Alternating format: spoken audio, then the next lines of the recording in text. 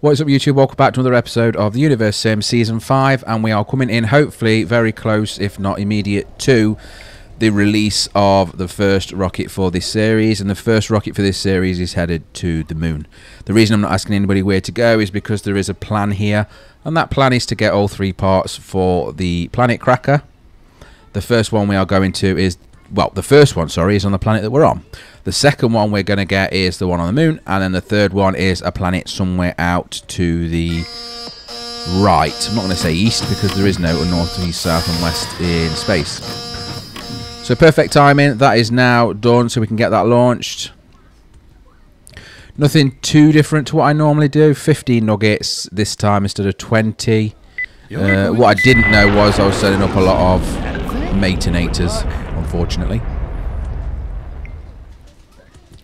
But same old, let's jump over to the moon where we can land this rocket without any loading screens for you. Welcome to the moon. So I'm not going to follow the normal route here that I would take, and that is you build next to the largest body of water. I am not building a colony, to my knowledge, on the moon. And therefore I don't necessarily need to worry about it. What I'm actually doing, and you didn't see me looking through, but I've tried to set this landing pad up as close to the resources that I want, and that is unobtainium, which there are 4 on the moon, and of course the actual part that we're here for. So I am next to water because the nuggets need to live. But I'm not planning on making this into a colony where they have everything that they need. A little bit of food and the houses they'll build themselves. Small little lake there, and then I think there was 6,000 one next to it. Yes. So I'll chuck the water source in that 6,000. But as you can see, we've already got an unobtainium thing now, right smack in the middle of the base. So when it gets time to build that, it'll be nice and easy. The unobtainium will then go into our pot at the bottom. As you know, it shares, so it doesn't matter where you get the unobtainium from. You can use it anywhere. The Nuggetoid factory will be on the home base, and I'll use or send out the Nuggetoids from there. A little bit further on, everything's put down now. I did actually have enough room for a windmill and solar panel, so I did. The idea is the wind one will go as much as possible with the wind. The sun one, the solar panel is guaranteed to make power in the day. And as you can see, it's close to where we are, but we have to come here because it is where the part that we need for the cracker is. So Nuggeta is the name of our main planet. The moon is going to be left as the moon, and the other planets, I'll see how we go as and when it happens. See here, eh? So I think for those that are aware, I believe we ever properly discussed the consequences of overfishing. Well, I have some bad news. I'm not fishing. Let's see if they can stick the landing. They landed ages ago.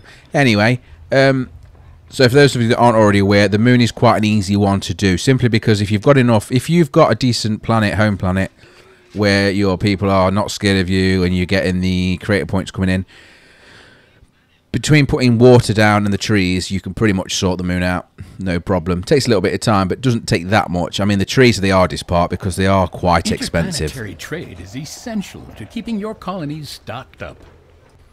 There is also a lot of to-ing and fro-in with the international trade and getting them resources over. With one of the spaceports that you have on your main planet, 40 kilos isn't a lot when you're wanting to get a lot of stuff built. Just put down the observatory there, which means as soon as that's built, we can indeed spread out. And that's the idea. We need to use that to unlock the space to the right of the moon, where the planet is that we know we have to go to. We know we have to go there because it shows you when you click on the cracker, the planet cracker, it will show you. And I've got an achievement there that I already had, so that's weird. But anyway, it will show you where the planets are, even if it's in the shrouded universe. So you know roughly which direction to go in. Once you've done these 3 bits, though, you can go wherever you like. And likely I'll just carry on the same pattern or whichever we can at the easiest. But there is a lot of resources that you need that will be missing, so pay attention to the bottom. If you're doing what I do and putting down a cemetery, remember that because it's still the cemeteries are still old school, they still require planks. We haven't got to space cemeteries yet, so you will need to get some resources like normal iron and normal wooden planks. Or you can just convert them on the planet. I mean, you can shut down a stone refinery or a wood refinery to get your bricks and your wood that way. But unless you fancy putting down a mine for the iron, you'll have to transfer it over. Don't need much, but I think it's like 5 iron and 10 planks per cemetery. Not too difficult, but it's just where we are at in the current research at the minute. And this is what I do a lot of, that I cut out so you don't have to see it. Basically, I look at the bottom for what I need, and then I go into here and get said resources. The reason you see me spamming the 9s is when I've got everything I want, the resource that's left, I just get as many as possible. And by doing it, if you just put in all the 9s, it only lets you take the maximum that you can carry, right? So that's how I do it. I go 3 of that, 3 of that, 3 of that, and then if I need 5 of them, I just press all the 9s, and it just does it that way. The reason I do it is because if you leave empty space, you're wasting time. You might as well get resources over, and steel is a very popular one. So, and concrete or cement. Sorry. Obviously, we have unlocked the unobtainium buildings, and I can build them, but for now the main stuff I need to get up. So we need the power source, we need a water source, we need the storage, and then their actual residential buildings to be completed. As soon as they are done, I will then look to get the unobtainium pillars built up and the part for the planet cracker. Doing that, then I can use the bottom, look at how many resources I'm short, and get them ordered in. As you can see here, that's 10 and 5, so that's for a cemetery. And then whatever else I can fit in, as you just saw there, I did for glass, and it ended up being 101. Glass is quite light, apparently. But I will try to build a spaceport on every single body that we have to make this process better for the future. So the idea is, in maybe 6 or 7 planets' time, I'll be able to send thousands of each resource in one go to the planet, and basically the full infrastructure is there delivered. Whether that's possible or not, because you only do it in 40s, so that was a very bad example. Because if I do 6 planets, the most I can transfer is 6 times the 40, which is like 240. But yeah, it's doable, and I would say that once I had 3 spaceports on one of the, I think the previous series 4, 3 of the spaceports, so that's 120 kilos. That was pretty manageable. I like that, it worked. Right, back home we are, and again, you remember there's minging loading screens between this. They are quite long. But coming back to the home planet Nugeta, as it's known, there were 14 buildings completed. I'm going to blitz out these discovery science items. As you can see, we've got, well, we had over 1,500 still. 1,400 doing those. Nice and easy. And then back to normal research. You can see there's only probably about 6 or 7 of the discovery researchers left to do total out of all of the research. Maybe 8. And we have 1,400 discovery points. And again, no expeditions. Although we have upgraded it, and we can upgrade it to the space age already, it's just not worth it. We don't need to. The roads now are updating to Neon Tron roads, so that's cool. Just checking the resource at the bottom and making sure I am happy with the incomes. Now, it is a bit weird because some things don't show, like where it's using the fuel for the cars, the vehicles. It doesn't actually show that as a usage when you go over the fuel, which is a bit rubbish, but as long as you know what you're kind of doing, it's fine.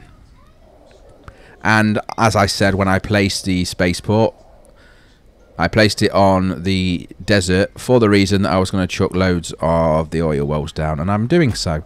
There is a lot of gas here as well, I'm sure. I haven't looked, but I'm sure there will be because it's a desert.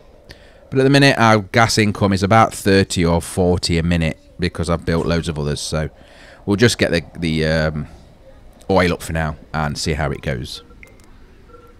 Just flying around the planet, and I noticed the unobtainium tower. I know it's finished because at the bottom I can see I've got 5. So once that's finished and you've got all 5 from that pillow, you can deconstruct or destroy the building and get your resources back. There's no point leaving it there. It does absolutely nothing. In fact, they keep putting the resources in for it to continue, the fuel, chemicals, and I think it's steel. But you can't use them, so you might as well destroy it and get your resources back. There is only 1 on the home planet. I'm not sure if it's affected by the size. We will find out, because likely next season I'll be doing the smallest planet possible. But yeah, This is where we need to work to now. So I need to build a bit of infrastructure around there, but we do need to get the remnant recovery protocol research. So I will stop some of these here that I had, get that first, and then go back to them, just so that I can get that built and start getting them parts done. And then we'll build some infrastructure around this area for when it's ready. And here we go again. So obviously down there is a interesting reservoir, engineer's hut, fire station, and a cemetery. And then of course I am putting cemeteries all along the road that I know that they will use, so that if anybody dies on the road, they will get collected. This season by far has been my best so far. I've probably had 2 rotting corpses, I think. If anybody's counted more than that, let me know. But 2 or 3 rotting corpses or infected areas throughout like the entirety of the season series. There's a lot of cemeteries, and it's well covered and it's well documented that that's what you need to do. So it's nice to be able to do that. Bad thing. Back on the moon, checking for what buildings have been completed, and I can see, yes, observatory has been completed, which is the most important one. We know we need to go to the right, but of course I'll always do the whole circle as best I can to uncover as much as possible. Not making much of a difference there, of course, but it's enough. And to go further right, which is where I know we need to go for the final planet cracker part, creator, there is a planet that we need to jump to first. Ends up being a rock planet, very, very cool looking. We'll look at that shortly. But for now, I would suggest, and I'm not sure if I am 100% correct, I'm confident I am though, I've done that, used the observatory to do the 5 uncovers that you can do. There's nothing really more for it to do, so turn it off. In fact, it might even be worth just dismantling it once you've done that, because it does nothing else and you don't use it for anything else. Unless they change it, it's a wasted building now. As soon as you've uncovered the area around the moon planet, then you might as well just get rid of the resources and put them elsewhere. There are some buildings that are showing that need to be upgraded. I am not interested in doing that though on the moon. I will put down the town halls, not necessarily to get them to have ministers to build new buildings, but if people die, the nuggets die, you need someone to get new people in, or the new nuggets into them said buildings. So just to have a governor is the reason I'm doing it. I'm not aware that I'm going to use any ministers, but if it turns out, I think on, again, the last series we had a planet that exploded with about 500-600 nuggets that are left alone. So if it does do well, you can at least turn them on and get them to micromanage slightly. But that's not what we're here for. We are here for the parts for the planet cracker and the unobtainium. That's it.